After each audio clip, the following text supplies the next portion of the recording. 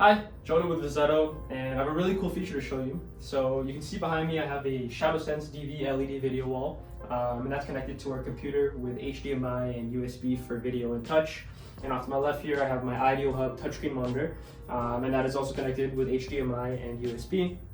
And I have the screen set up in a mirror, so whatever I see on this screen will appear on our hub off to the right here.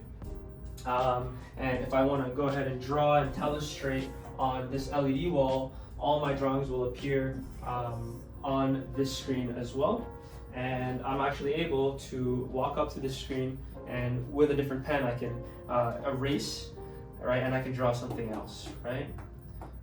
And I can swipe through my PowerPoint, right? I can go say full screen, circle, and then again, with this eraser, I can come up to the DV LED wall and collaborate in real time and make my own notes, right? So what this allows is interactivity across two separate platforms at the same time. So you're doing real-time collaboration, and this is great in a classroom setup, in a boardroom setup, where you have multiple participants trying to engage in the same presentation.